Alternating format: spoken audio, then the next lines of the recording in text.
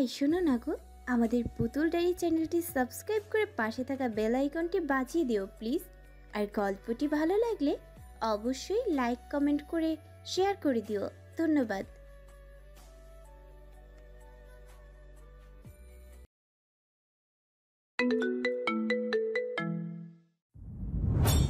কানের কাছে ফিচেল শব্দগুলি আশিরকে কাঁপিয়ে তুলল। গলা শুকিয়ে আসছে, বুকের ওঠানামা বেড়ে চলেছে। জোরে জোরে নিঃশ্বাস নেওয়ার ফলে তার যে আর যাওয়া হবে না এটা উপলব্ধি করতে পেরেছে আসিল। ফারহাদ আসিলের মুভমেন্ট লক্ষ্য করে ক্ষীণ হাসল। নেশা লেগে যাচ্ছে তার, কিন্তু এই মুহূর্তে কন্ট্রোললেস হলে চলবে না। তাই আসিলকে ছেড়ে দিল। নতজানু হয়ে নিচে নেমে আসে আসিল, পিছিয়ে পিছিয়ে ফারহাদও নেমে আসে। আয়শা এগিয়ে এসে বলল, বনু, লাকিস কোথায়? যাবি তো আমাদের সাথে? না। ছোট্ট করে জবাব দেয় আসিল। আয়ন ফ্রিকুচকে জিজ্ঞেস করল, কেন যাবি না? ভাই, আজ না, অন্য কোনো দিন যাব। সরি ভাই।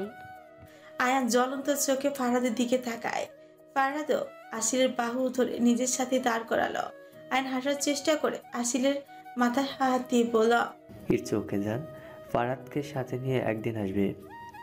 আসিল এবার কেঁদে উঠলো ভাইকে জড়িয়ে ধরে। আয়ানের বুক ছিঁড়ে দীর্ঘশ্বাস বেরিয়ে এলো। অতঃপর আসিল আয়শাকে হাঁক করে আয়ান অনিচ্ছা সত্ত্বেও ফারহাদকে জড়িয়ে ধরলো। আর ফারহাদও। তুমি এটা ঠিক করলে না ফারাদ।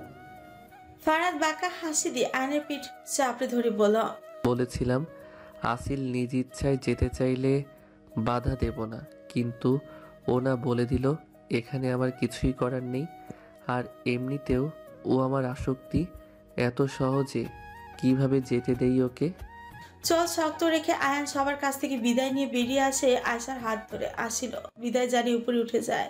বিরল মন আর অশ্রুসিক্ত নয়ন নিয়ে রুমে ঢুকে দরজা বন্ধ করে দেয়। রাত প্রায় 11:30। ফারহাদ রুমে প্রবেশ করে দেখে রাত প্রায় 11:30। ক্লান্ত শরীর আর হাতে খাবারের প্লেট নিয়ে ফারহাদ রুমে প্রবেশ করে। আয়না চলে যাওয়ার পর ফারহাদ গাড়ি নিয়ে বেরিয়ে যায় বাইরে। আর আসিল রুম থেকে বের হয়নি, রাতের খাবারও খায়নি সে। কিছুক্ষণ আগে বাড়িতে প্রবেশ করার সাথে সাথে নানুর রুমে প্রবেশ করে ফারহাদ। আসিল যে আয়নের সাথে যায়নি আর সেটার পেছনে বড় সড়ো হাত ফারহাদের আছে এটা বুঝতে পেরে তিনি ফারহাদকে বেশ বকাঝকাও করে। আর এটাও বলে যে আসিল সারা সন্ধ্যা রুম থেকে বের হয়নি আর রাতেও খায়নি। রুম জুড়ে অন্ধকার বিরাজমান। বাইরে হলদেটে আলোক রশ্মি ব্যালকনি হতে প্রবেশ করেছে, তাতে আবছা ভাবে রুমের পরিবেশ বোঝা যাচ্ছে। ফারহাদ এগিয়ে গিয়ে প্লেটটা সেন্টার টেবিলে রেখে শুভ্র আলো জ্বালিয়ে দেয় রুমে। ফারহাদের চোখ আটকিয়ে যায় বিছানার উপর ব্ল্যাঙ্কেটে বিধ্বস্ত অবস্থায় একপাশে পড়ে আছে। আর ঠিক বিছানার মাঝামাঝি হাত পা ছড়িয়ে অগোছালো ভাবে শুয়ে আছে। টি শার্ট আর প্লাজো পরে থাকা সুবাদে দেখা যাচ্ছে হাঁটু অবধি উন্মুক্ত পা, পেটের কাছে উঠে গেছে টি শার্ট, লম্বা চুল গড়াগড়ি খাচ্ছে বালির চুলে। ফারহাদের গলা শুকিয়ে আসছে, কেমন মাথার মাথার লাগছে, ঘুরপাক খাচ্ছে সবকিছু। হাত দিয়ে কপাল স্লাইড করে বিড়বিড় করে বলে, এই মেয়ে শুধরাবে না কোনো দিনও। ছুতে চাইলে পালাই পালাই করে। যখন মনে করব নিজেকে সংযত রাখব, তখন নিজের এরকম উন্মুক্ত রূপ দেখিয়ে আমায় পাগল বানাবে। আর এইভাবে ছড়িয়ে ছিটিয়ে কেন শুয়ে আছে জানে না এই রুমে আরও একজন আছে। ও বুঝেছি, আমায় বিছানায় ঘুমাতে দেবে না বলে এই কারসাজি। অ্যাঞ্জেল, তুমি হয়তো ভুলে গেছো এই বাড়ি আমার, রুমও আমার, বিছানাটাও আমার, আর বিছানার উপর শুয়ে থাকা তুমিও আমার। বাঁকা হাসি দিয়ে এগিয়ে গেল খাটের দিকে। আসিলের পাশে বসে তার কপাল থেকে গলা অবধি স্লাইড করে। আসিল নড়ে চড়ে ওঠে। ফারহাদ গাঢ় ও গম্ভীর স্বরে বলল, অ্যাঞ্জেল উঠো, ডিনার করবে। Get up Angel. জানতো ডেভিল, ডিস্টার্ব করবেন না, ঘুমোতে দিন। আসিল ঘুমে আচ্ছন্ন জড়ানো গলা। ডেভিল নাম শুনে ফারহাদ যেন আকাশে সে সীমানায় পৌঁছে গেছে। তবে রে, আমাকে ডেভিল বলা? দাঁড়াও, দেখাচ্ছি মজা। আসিলকে ফট করে কোলে তুলে নিয়ে ওয়াশরুমে ঢুকে পড়ল। শাওয়ারের তলায় দাঁড় করিয়ে শাওয়ার অন করে দেয়। স্যাত করে উঠলো আসিলের নরম শরীর, যেন এবার সে হুঁশ ফিরে পেলাম। ভিজে চপচপে হয়ে গেছে, কাঁপুনি আসছে ভীষণ। হঠাৎ এরকম কিছু হবে আসিল ভাবেনি। আসিল ফট করে সামনে তাকিয়ে দেখে ফারাদ দু হাত বুকে গুজে দাঁড়িয়ে ঠোঁট টিপে হাসছে আর স্ক্যান করছে আসিলের ভিজে যাওয়া ওঠানামা করা শরীরের। আসিল এবার নিচের দিকে তাকিয়ে লজ্জা আড়ষ্ট হয়ে যায়। সাদা রঙের টি শার্টের মধ্য দিয়ে তার অন্তর্বাসটা দেখা যাচ্ছে। দু হাত দিয়ে নিজেকে ঢাকার চেষ্টা চালাচ্ছে। ফারাদ আসিলের কাণ্ডে মুচকি হেসে এগিয়ে যায়, শাওয়ার বন্ধ করে দিয়ে কানের কাছে ফিসফিস করেই বলল, ঢেকে আর লাভ নেই, যা দেখার আমি দেখে ফেলেছি। তোমার ডেভিল বলাটা আমার ঠিক পছন্দ হয়নি, তাই এই শাস্তি। আর হ্যাঁ, এরপর থেকে সাদা জামার সাথে চকলেট রঙের ওটা পরবে না, না হলে সাদার সাথে চকলেট কালার ঠিক মানাচ্ছে না। আসিলের গলা থেকে কথা বেরোচ্ছে না, লজ্জায় লাল হয়ে গেছে গাল দুটো। মনে হচ্ছে সেও পানির সাথে মিশে একাকার হয়ে গেছে। এরই মধ্যে ফারহাদ আসিলের কাপড় নিয়ে এসে বাথরুমের ক্যাবিনেটের উপর রেখে ফট করেই আসিলের লাল সবুজ গালে চুমু এঁকে দিল আর বলল, লজ্জা পাওয়ার আরও সময় পাবে, এখন আপাতত চেঞ্জ করে বেরিয়ে আসো। ডিনার করনি তাই ডিনার করতে হবে। এরকম হট হয়ে আমার সামনে থাকলে আমি কিন্তু নিয়ন্ত্রণ হারিয়ে ফেলবো। আসিল গালে হাত দিয়ে হাঁ করে তাকিয়ে আছে। ফারহাদের বেরিয়ে যাওয়া দিকে মানসিক সন্তুলন হিলে গেছে আসিলের। গভীর ঘুমে পুরোপুরি কেটে গেছে তার। ফারহাদকে তার মারাত্মক রকমের গালাগালি দিতে ইচ্ছে করছে, কিন্তু রাতে বাজে কথা বলে মুখটা নষ্ট করার একটু ইচ্ছে নেই তার। চেঞ্জ করে তাওয়াল দিয়ে চুল পেঁচিয়ে বেরিয়ে আসে। ফোন হতে মুখ তুলে তাকায় ফারহাদ আসিলের দিকে। বিছানায় পা মুড়িয়ে ব্ল্যাঙ্কেট জড়িয়ে চুপচাপ বসে আছে তার অ্যাঞ্জেল। হাত ধুয়ে চেয়ার নিয়ে আসিলের সামনে বসে ভাত মাখিয়ে আসিলের মুখের সামনে ধরে। আসিল মুখ ঘুরিয়ে নিল, গম্ভীর স্বরে বলল, আমি খাবো না। আমি তো তোমায় তা জিজ্ঞাসা করিনি। জোরপূর্বক মুখে ভাত পুড়ে দিল আসিলের। আসিল কিছু প্রতিক্রিয়া করবে তার আগে ফারহাদ গভীর স্বরে বলে, মুখ থেকে ভাত ফেললেই সেই ভাতই আবার আমি তুলে খাওয়াবো? ফারহাদের দেওয়া বাজে রকম হুমকিতে নাক মুখ কুচকে কোনো রকমে ভাত গিলে কিছু বলতেই যাবে তার আগেই ফারহাদ আরেক লোকমা ভাত পুড়ে দিল। এইভাবেই আসিল খাওয়া শেষ করলো। তারপর ফারহাদ ওয়াশরুমে গিয়ে চেঞ্জ করে ফ্রেশ হয়ে বেরিয়ে এলো। দেখলো আসিল আবার বিছানা দখল করে শুয়ে আছে। ফারহাদ ফুস করে নিঃশ্বাস ফেল, বেডে বসে আসিলকে তার বাহু কক্ষ ধরে বাচ্চাদের মতো করে তুলে বসায়। ঘুমানোর চেষ্টা করছিল আসিল। হঠাৎ এরকম তুলে বসিয়ে দেওয়াতে থতমত খেয়ে যায়। কিছু বুঝে ওঠার আগে ফারহাদ আসিলের কোলে মাথা রেখে চোখ বন্ধ করে শান্ত গলায় বলে, ডেভিল বলেছ তাই পানিতে ভিজিয়েছি, আর এখন এর শাস্তি হচ্ছে তুমি সারা রাত আমার চুল টেনে দেবে। আবার এটা কিসের শাস্তি? মনে নেই ভাইকে দেখে আত্মহারা হয়ে আমার হাত কেমন ঝাড়া দিয়ে ছাড়িয়ে নিয়েছিলে, তারই শাস্তি। নাও শুরু করো, আর হাত যেন না থামেন, না হলে। না হলে কি? ফারহাদের মাথা তুলে তাকায় আসিলের ভয় জড়ানো ফেস দেখে বাঁকা হাসি দিয়ে হাত উঁচিয়ে আসিলের গোলাপি রাঙা অধর স্লাইড করে বলে, রোমান্স করার মুড নেই, তাই সোজা তোমায় বেলকনিতে রেখে আসবো। কালকের স্বপ্ন আজ পূরণ করে দেব, তারপর সারা রাত ওখানেই কাটিও তুমি। আর ওই পাশে যে বড় তেঁতুল গাছটা আছে না, শুনেছি ওখানে নাকি অনেকে অনেক কিছু দেখেছে, মানে ওই জিন ভূত পেতনি ইত্যাদি। আমি অবশ্য ওইসব দেখিনি, তবে তুমি সারা রাত বাহিরে থাকলে তোমার আর তার মধ্যে বন্ধুত্ব হয়েও যেতে পারে। আসিল এবার আটকে উঠল। হাই গ্লাস লাগানো বারান্দার দিকে একবার বাঁকা চোখে তাকানো। ভয়ে শিউরে উঠল তাড়াতাড়ি। ফারহাদের চুল টেনে দিতে থাকে। আসার চেষ্টা করে বলল, না না, আমি ঘুমাবো না। শুধু আমায় ব্যালকনিতে রাখবেন না প্লিজ, আর লাইট অফ করবেন না। ফারহাদ ক্ষীণ হেসে আসিলের কোমর জড়িয়ে ধরে চোখ বন্ধ করে বলে, গুড গার্ল। শুধু অধিকার খাটাবে। ভীষণ আস্তে করেই বললেও ফারহাদ শুনে ফেলে অভিমানী কঞ্চ। হ্যাঁ, কণ্ঠে অভিমান হলেও ফারহাদের তাই ভালো লাগে, ভীষণ রকম ভালো লাগে। অধিকার না খাটানোর কোনো প্রশ্নই ওঠে না। আফটার অল তুমি আমার বিয়ে করা একমাত্র বউ, আর অধিকারের দেখলেই কি তুমি? আমি যদি অধিকার ফলাতে শুরু করি তাহলে তুমি আর আস্ত থাকবে না, বুঝলে? ফারাদ কিছুটা চুপ থেকে আবার বলল, শোনো, কাল থেকে তুমি কলেজ যাবে। আসিলের হাত থেমে যায়। ফারাদের প্রথম কথাগুলি আসিলকে অস্বস্তির মধ্যেই ফেললেও শেষের কথাগুলি আসিল বিস্মিত হয়, অবাক হয়। জীবনে পরিস্থিতি তাকে এমন এক জায়গায় এসে দাঁড় করিয়েছে যে আসিল মনে করছিল তার পড়াশোনা হয়তো অর্ধেকই রয়ে যাবে তার অপূর্ণতার ভাইয়ের স্বপ্ন। সে ভেবেছিল ফারাদ তাকে আর পড়তে দেবে না। আসিল আবেগী হয়ে বলে, আপনি আপনি আমায় পড়তে দেবেন? জোর করে বিয়ে করেছি তার মানে এটা নয় যে তোমার পড়াশোনা থেকে বঞ্চিত করব। তোমার হোস্টেল থেকে নাম কাটিয়ে দিয়েছি। তোমার সমস্ত বই, খাতা, ল্যাপটপ আরও যা যা আছে তা সব পাশের রুমে শিফট করে দিয়েছি। আসিল অবাকের চরম সীমানে পৌঁছে গেছে। ভীষণ খুশি হয়েছে ফারাদকে ধন্যবাদ জানাবে, নাকি তার জীবন পাল্টে দেওয়ার জন্য, স্বাধীনতা কেড়ে নেওয়ার জন্য দোষী করবে? আসিল হঠাৎ এক অদ্ভুত প্রশ্ন করেই বসলো ফারহাদকে। জোর করে বিয়ে করেছেন কেন আমায়? ফারাদ এবার আসিলের চোখে চোখ রাখে, গভীর চাউনি কটাক্ষ করে ফিজেল স্বরে বলে, জানিয়ে দিলে বিয়ে করতে রাজি হতে বুঝি? আসিল কিছু বলল না, কিছু বলতে পারলো না। ফারাদ তো সত্যি বলেছে, তাকে জানালে সে কিছুতেই এই বিয়েতে রাজি হতো না। কিন্তু ফারাদ তাকে বিয়ে করেছেই বা কেন? কারণ কি? প্রশ্নটা দমিয়ে রাখলো না, শান্ত গলায় প্রশ্নটি করে ফেলল। আমায় বিয়ে করার কারণ? ফারাদ ভারী নিঃশ্বাস টানল।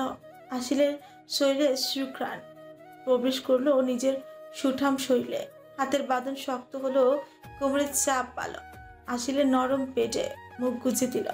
গরম নিঃশ্বাসগুলো পেটে আশ্রয় নিচ্ছে। আসিলের পেট মোচড় দিল। কম্পনরত হাত দিয়ে চুল পুনরায় টেনে দিতে লাগলো। আশা করলো না ফারাদের উত্তরের। তখনই ফারহাদ একই অবস্থায় থেকে ব্যথিত ও নরম গলায় বলল, আমি অন্ধকার অ্যাঞ্জেল, আলোর ভীষণ প্রয়োজন ছিল এই শ্যাম মানবের জীবনে, তাই তোমায় বিয়ে করা। চমকে উঠল আসিল। শরীর কেমন অবশ হয়ে যাচ্ছে। কি ছিল ফারহাদের কথায়? কি বলতেই বা বোঝাতেই চাইছিল সে? তার কথার মাধ্যমে অসহায়ত্ব ছিল ফারহাদের কণ্ঠস্বরে, নাকি মাদকতা, নাকি আসিলের প্রতি তার অনুভূতির সামান্য প্রকাশ? সে তো বলেছে আসিল তার জীবনের আলো, আর কোনো মানুষ তার জীবনের আলো তাকে বলে যাকে সে ভালোবাসে। তার মানে কি ফারহাদ আসিলকে?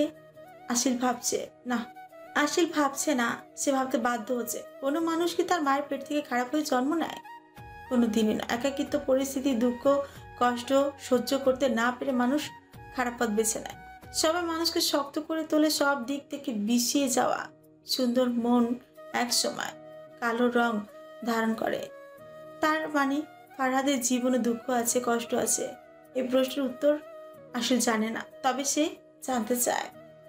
আসিল অশ্রুসিক্ত নয়নে তাকায় ফারহাদের দিকে। ভারী নিঃশ্বাস ফেলছে সে। হয়তো ঘুমিয়ে পড়েছে। ক্লান্তি প্রকাশ পাচ্ছে তার শ্যামবর্ণ সুদর্শন মুখমণ্ডলে। কোমরের বাঁধন আরো শক্ত হয়। কালো গোলাপি চিরকুট সেই বর্ষণ রাতের ফোনের কথা, যেখানে ঘুমের করে আসিল ফারহাদকে বিস্ট বলেছিল, সেই কথাগুলো ভেবেই আসিল ক্ষীণ হাসে। ভালোবাসা কি মরে বা শেষ হয়? না তো, সেটা লুকিয়ে পড়ে, রাগ অভিমানের পাহাড় তলায় চাপা পড়ে, শেষ হয় না। হ্যাঁ, আসিল ফারহাদকে ভালোবাসে, খুব বেশি ভালোবাসে। এই কৃষ্ণ বর্ণ হৃদয়ের মানুষকে আসিলে শুভ্র মাখা হৃদয় লালন করে এই পুরুষ। কিন্তু ওই যে সময়ের নির্মম পরিহাসে ঢাকা পড়েছিল তার ভালোবাসা। কিন্তু আসিল আবার ফারহাদকে মানবে, টেনে তুলবে, পুনরায় তার ভালোবাসাকে সুযোগ দেবে। ফারহাদের কষ্ট জানার, বোঝার আর দূর করার চেষ্টা করবে, বের করবে ফারহাদকে এই অন্ধকার বিরাজমান জীবন থেকে। ফারহাদ তাকে আলো বলেছে, তার জীবনের আলোর কাজ অন্ধকার দূর করার। আসিল তাই করবে, কারণ বিয়ে কোনো ছেলে খেলা নয়, এক পবিত্র বন্ধন। সূচনা হয় এক নতুন সকালের, সৃষ্টিকর্তার দেয়া সবচেয়ে মূল্যবান সম্পদ। তাই গ্লাস ভেদ করে মিষ্টি রোদ ফারহাদের মুখে এসে পড়েছে। পিটপিট করে চোখ খুলল, নিজের পেটের উপর ভারী কিছুর আভাস পেয়ে পাশে তাকালো ফারহাদ। বিচ্ছিন্ন অবস্থায় শুয়ে আছে আসিল, তার দুই পা ফারহাদের উপর টাইটানিক পোজ মেরে শুয়ে আছে সে। তাওয়াল অর্ধেক তার মাথার নিচে, অর্ধেক বিছানার নিচে ঝুলছে। ফারহাদ নাক ছিটকায়, পিট করে বলে। ইস, ঘুমানোর কি ছিরি! এই মেয়ের উপর আমি আসক্ত হলাম কি করে? মাঝে মাঝে তাই ভাবি। ঘড়িতে 7:40। ফারহাদ উঠে আসিলকে ভালোভাবে শুইয়ে দেয়। আজ ভীষণ ফুরফুরে লাগছে ফারহাদের। হয়তো খুব ভালো হয়েছে, তাই এই ভালো ঘুমের ক্রেডিট অবশ্য আসিলকেই যায়। কিছু না ভেবে ঘুমন্ত আসিলের কপালে ঠোঁট ছোঁয়ায়। অতঃপর ফ্রেশ হয়ে ফারহাদ বেরিয়ে গেল রুম থেকে।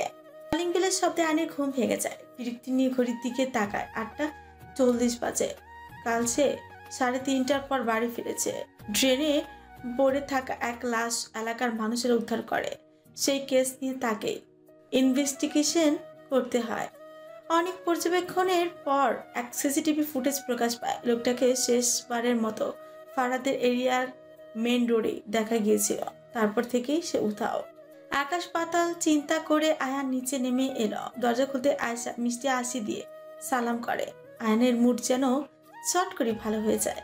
কিছুটা টেনশন মুক্ত হয়। হয়তো এটাই ভালোবাসার মানুষের প্রতি টান, ভরসা, শোক। আয়েশা আয়ানকে পাশ কাটিয়ে ডাইনিং টেবিলে নিজের ব্যাগ রেখে চুল গলায় পড়ল।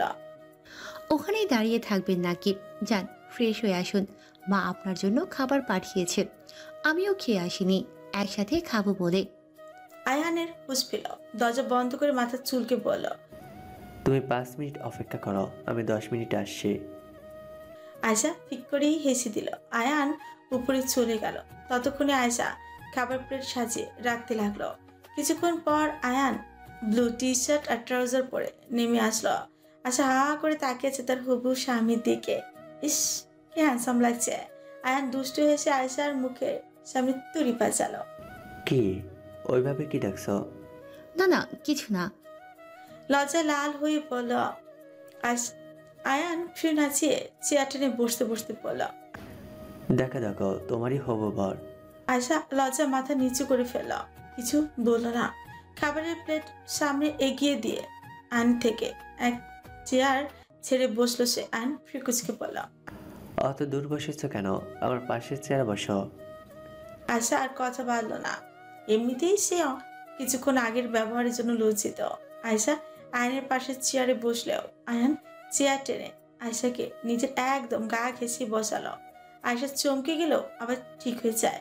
খাওয়ার মাঝে আয়শা বলে উঠছে, মা বলছিল কিছুদিন আমাদের বাড়িতেই আপনাকে থাকতে, আসিল নেই আপনা। আয়শাকে আর বলতে না দিয়ে সে নিজেই বলল, শ্বশুরবাড়ি বিয়ের আগে গিয়ে থাকলে জামের সম্মান কমে যায়। আমার কোনো সমস্যা হচ্ছে না।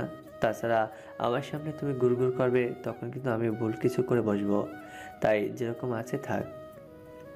আয়শা মনে হয় এবার উড়ালি দেবে দূর আকাশে। লজ্জার উপর আবার লজ্জা। ইস, কি লজ্জা।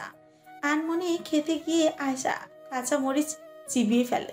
ঠোঁট জিভ ঝালে আড়ষ্ট হয়ে যাওয়ার ফলে আয়শার চোখ থেকে পানি বের হয়ে আসে। সুস টানতে টানতে লাল হয়ে যায় মুখ। আয়ান আয়শার দিকে তাকিয়ে চমকে উঠল। তাড়াতাড়ি পানির গ্লাস এগিয়ে দিল। পিঠে হাত বুলাতে বুলাতে বলল, খাওয়ার সময় মন কোথায় থাকে দেখে খাবে না?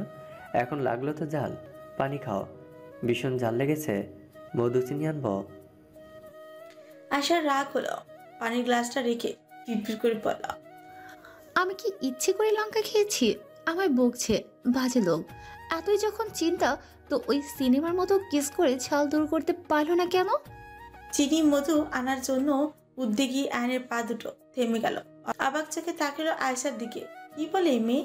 কারণ আয়শার কথাটা বিড়বিড় করে বলেও আয়নের কানে সবই এসেছে। চেয়ারটা এবার আয়শার একদম নিকটে নিয়ে গেল। বসে পড়ল আয়শার মুখোমুখি। বরকে গেল আয়শা। উঠে যেতে গেলেও বাধা প্রাপ্ত হয়ে আবার বসে পড়ল মেয়েটা। আয়ান হঠাৎ করে আয়শার দু গালে হাত রাখলো। চমকে উঠলো মেয়েটা। আয়নের ঘোর লাগা চোখ আয়শাকে কাঁপিয়ে তুলল। আয়ান শুনে ফেলেছে তার কথা। কিছু বলার জন্য উদ্যোগী হতেই আয়ান তার অধর দুটি চেপে ধরল আয়শার নরম ঠোঁটে। শুষে নিতে লাগলো ঝাল তার। চোখ দুটি রসগোল্লা হয়ে গেছে আয়শার। ছাড়াতে চেয়েও পারছে না আয়ান। রিসেন্টলি কিস করছে আয়শার ঠোঁটে। আয়শা খামচে ধরে আয়নের বুকের কাছে টি শার্ট। শরীর শিউরে উঠেছে। জীবনের প্রথম কিস বলে কথা। কাবাব মেয়ে হাড্ডি হলো আয়শার চশমা।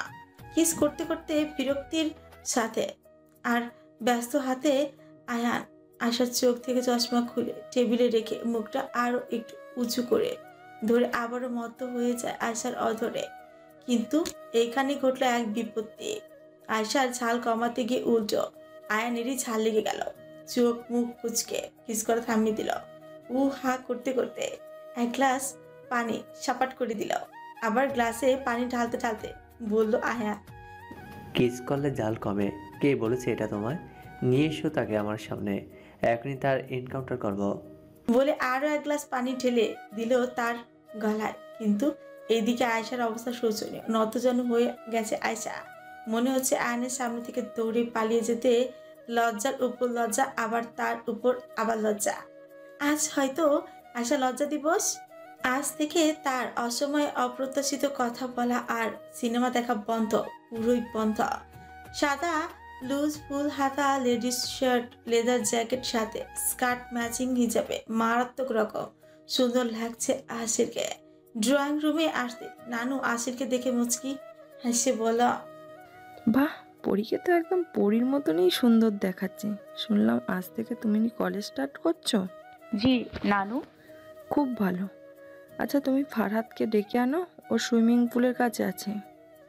সুইমিং পুলের নাম শুনে আসির শিউরে উঠল। জ্যাকেটটা একটুখানি টেনে ধরলো শরীরের সাথে। কালকে রাতের কথা ভেবে কাঁপুনি ছেয়ে গেল। ঘুম থেকে উঠে পুরো রুমে সে ফারহাদকে দেখতে পায়নি। রেজন ভিজে চপচপে গায়ে কাঁপতে কাঁপতে এগিয়ে আসছিল। আসিল রেজনের অবস্থা দেখে জোরে হেসে উঠল। হাসতে হাসতে পেট চেপে ধরে পড়ল। ভাইজান তোমার এই অবস্থা কেন? হেসো না বনু, আমার অবস্থা একদম টাইট।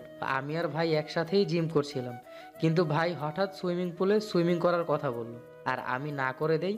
কিন্তু ওটা তো ফারহাদ আহমেদ, আমার কথা শুনলই না, ধাক্কা দিয়ে ফেলে দিল পুলে। আর দেখো আমার এই অবস্থা। আসিলের হাসি থেমে গেল। খারাপ লাগলো রেজনের জন্য। বেচারা কিভাবে কাঁপছে ঠান্ডায়। আসিল অসহায় গলায় বলল, আচ্ছা বুঝলাম, এবার তুমি ভেতরে যাও ভাইজান। রেজন আর কথা বাড়ালো না। কাঁপাকাঁপি করতে করতে ভেতরে চলে গেল। আসিল একটা দীর্ঘশ্বাস ছেড়ে মাথা নিচু করে নিজে বকবক করতে করতে এগিয়ে গেল সুইমিং পুলের দিকে। নিজের স্টিল বডি বলে ভাবে সবার স্টিল বডি। গন্ডার কোথাকার। শুনতে পাচ্ছি সব। আসিল এবার মাথা তুলে তাকালো। মাথা ঘুরে যাওয়ার মতো পরিস্থিতি আসিলের। হা হা করে তাকিয়ে রইল কিছুক্ষণ। হঠাৎ ভ্রু নাচাতে আসিল ফট করে ঘুরে দুই হাতে মুখ চিপ দিল। লজ্জায় লাল হয়ে গেছে সে। ইস ছি, কি অসভ্য আপনি। কোমরে তাওয়াল পেঁচানো অবস্থায় আসিলের সামনে দাঁড়িয়ে আছে ফারহাদ। আসিল এখনো তার মুখে হাত দিয়ে চেপে ধরে আছে। ফারহাদ এবার ছোট্ট নিঃশ্বাস চালো, ঘাড় কাত করে নিজের কোমরে হাত রাখলো শান্ত গলায়। বলল, অ্যাঞ্জেল, হাত সরাও, তাকাও আমার দিকে। Look at me angel, otherwise I do something wrong with you. শেষের কথাটি ধমক দিয়ে বললেও কাজ হয়নি। আসলে এখনো একইভাবে দাঁড়িয়ে আছে। ফারহাদের কথা একটু নড়ে চড়ে উঠলেও মুখ থেকে হাত সরালো না আজে। ফারহাদ এবার জোর করে আসিলের মুখ থেকে তার হাতটা সরিয়ে নিল। হাত দুটি পেছনে মুড়িয়ে নিজের সাথে চেপে ধরলো তাকে। আসিল সরে আসতে নিল। ফারহাদ আরো বেশি নিজের সাথে মিশিয়ে নিল আর বলল, সরে যাওয়ার চেষ্টা করো না, হাতে ব্যথা পাবে। আমি আরও কিছু করি, তার আগে আমার দিকে তাকাও। আসিলের থুতনি ফারহাদের উন্মুক্ত প্রশস্ত বুকে ঠেকেছে। মাথা তুলে তাকাতে ফারহাদের চুলের পানি আসিলের গালে কপালে পড়ে। আসিল এবার মুখ অন্যদিকে ঘুরিয়ে নিল। আসিল এই প্রথম ফারহাদকে অর্ধনগ্ন রূপেই দেখলো। জিম করা ফিট বডিতে বিন্দু বিন্দু জল কণা। স্নিগ্ধ লাগছে ফারহাদকে। আসিলের জন্য যেন লজ্জায় মরি অবস্থা তার উপর মিশে আছে ফারহাদের উন্মুক্ত দেহের সাথে। এই লজ্জা রাখবে কোথায়? আসিল চোখ এদিক ওদিক ঘুরিয়ে আমতমত করে বলা, ছাড়ুন প্লিজ, হাতে লাগছে। ফারহাদ ঝুঁকে এলো, হাত ছেড়ে কোমর জড়িয়ে ধরলো, মাথানো কঞ্চে বলা, যদি না ছাড়ি তো কি করবে? ফরহাদ প্লিজ ছাড়ুন, কেউ চলে আসবে। আগে আপনি উপরে যান, কাপড় পরেন গিয়ে। আহ, বুঝলাম। তুমি এমন করছো যেন আমি ন্যাকেড অবস্থায় আছি। আমার পরনের টাওয়েলটা তোমার চোখে পড়ছে না? না, পড়ছে না। এত বড় শরীরে এই সামান্য টাওয়ালটা খুব তুচ্ছ। বুঝেছেন? এবার ছাড়ুন। ফারাদ এবার আসিলকে ছেড়ে সামনের ভিজা চুল পেছনে ঠেলে দিতে দিতে ভাব নিয়ে বলল, তোমার এই বডি দেখার জন্য কত শত মেয়ে চাতক পাখির ন্যায় অপেক্ষারত, আর তুমি সামনে থেকে দেখেও অস্বস্তি ফিল করছো। গ্রেট। আসিল কিছু প্রতিক্রিয়া দেখায় না ফারহাদের কথায়। ড্রয়িং রুমের দিকে তাকাতেই দেখলো কিছু লেডি স্টাফও কাজ করছে। তারা সবাই নিজেদের কাজে ব্যস্ত। আসিল কিছু একটা ভেবে ফারহাদের পেছনে রাখা লাউঞ্জ থেকে তার বাথরব নিয়ে ফারহাদ হাতে ধরিয়ে দেয়। যেতে যেতেই বলে, তারা অপেক্ষারত চাতক পাখি হলে আমি ঘরে থাকা টিয়া পাখি। আর মিস্টার ওটাকে অস্বস্তি বলে না, লজ্জা বলে। বুদ্ধু। বুদ্ধ। আসিল তাকে বুদ্ধ বলে চলে গেল। ফারহাদ ছোট ছোট চোখ করে তাকিয়ে আছে আসিলের যাওয়ার দিকে। আজ কেমন যেন মেয়েটা আগে অন্য ধরনের লাগছে। ফারহাদ চোখ পাকে গরম নিঃশ্বাস ফেলে বাথরব করে উপরে চলে যায়। আসিল কিচেনে যায়, দেখে নানু আর সাবিনা আন্টি মিলে নাস্তা সাজাচ্ছে আর টেবিলে গিয়ে গিয়ে রাখছে। আসিল ফারহাদের জন্য কফি বসায় চুলায়। এই প্রথম আসিল ফারহাদের জন্য কফি বানাচ্ছে। এর আগে ফারহাদ তার কাছে কফি চায়নি। আর না, আসিলের ইচ্ছে হয়েছিল ফারহাদের জন্য কফি বানানোর, কিন্তু আজ ইচ্ছে হলো। সে আগে থেকে সাবিনা আন্টির কাছে জেনে নিয়েছিল যে ফারহাদ ব্ল্যাক কফি খায়। নানু আমায় দাও, আমি রেখে আসছি খাবার টেবিলে। নানু হেসে আসিলকে বলল, না পড়ি, তোমায় কিছু করতে হবে না। তুমি আগে ফারাদের জন্য কফি নিয়ে রুমে যাও। ছেলেটা প্রায় আধা ঘন্টারও বেশি সুইমিং পুলে সাঁতার কেটেছে, ওর এখন কফির ভীষণ প্রয়োজন। আসিল মাথা নাড়িয়ে সম্মতি জানায়। কফি নিয়ে উপরে চলে যায়। এদিকে ফারহাদ রুমে এসে অবাক। বিছানার ওপর তার সমস্ত প্রয়োজনীয় জিনিস আগে থেকেই গুছিয়ে রাখা, এমনকি কাপড়ও। ফারহাদের মুখ হাঁ হয়ে গেছে। এইসব কিছু আসিল ছাড়া আর কেউই করবে না, কারণ তার রুমে সেই রকম কেউ প্রবেশই করে না, আর না তার জিনিসপত্র বা কাপড় চোপড়ে কেউ হাত দেয়। কিন্তু এখানে মূল কথা হচ্ছে যে আসিল হঠাৎ ফারহাদের জন্য এমন করলো কেন। ফারহাদ বিছানার উপর থেকে তার প্রিয় রঙের শার্টটি তুলে নিয়ে বাথরুম করে পড়তে শুরু করে। বাটন লাগানোর সময় দরজা খোলার আওয়াজ পেয়ে হাত থেমে যায়। দেখে আসিল এসেছে, হাতে তার কফি মগ। ফারহাদ ফ্রিকুচকে জিজ্ঞেস করে, কার কফি? আসিল চোখ তুলে একবার ফারহাদের দিকে তাকিয়ে আবার ফিরিয়ে নেয়। কোমরের তাওয়াল পরা আর শার্টের বোতাম খোলা অবস্থায় দাঁড়িয়ে আছে ফারহাদ। চুলে এখনো পানি জমে আছে। আসিল কফি নিয়ে এগিয়ে গেল। ফারহাদের হাতে মগ ধরিয়ে দিয়ে বলল, কার আবার আপনার কফি? এরকম বিশ্রী মার্কা কফি আমি খাই না। ইস, কেমন তিতা ইয়া। তুমি কি করে জানলে আমি ব্ল্যাক কফি খাই? সাবিনা আন্টি বলেছে। ও, তো আমার জন্য হঠাৎ কফি নিয়ে আসলে? বৃষ্টিস মেশাওনি তো আবার? কথাটি বলেই ফারহাদ আসিলের অগোচরে ঠোঁট টিপে হাসে, কিন্তু আসিলের চোয়াল শক্ত হয়। ফারহাদের হাত থেকে কফির মগ কেড়ে তাতে চুমুক বসায়। ইস, কি তেতো! কিন্তু তারপরেও আবার একবার চুমুক দিয়ে ফারহাদের হাতে ধরিয়ে দেয় আর বলে, দেখুন মিস্টার ডেভিল, আমি বেঁচে আছি, মরিনি। তারপরেও যদি চান কফিটা না খেতে তাহলে ফেলে দিন। বলেই সরে যাওয়ার জন্য পা বাড়াতে ফারহাদ আসিলকে তার এক হাতে নিজের সাথে চেপে ধরে আর বলে, আরে আরে, যাচ্ছ কোথায় আমার অ্যাঞ্জেল? শার্টের বোতাম খোলা দেখতে পাচ্ছ না? দাও, লাগিয়ে দাও।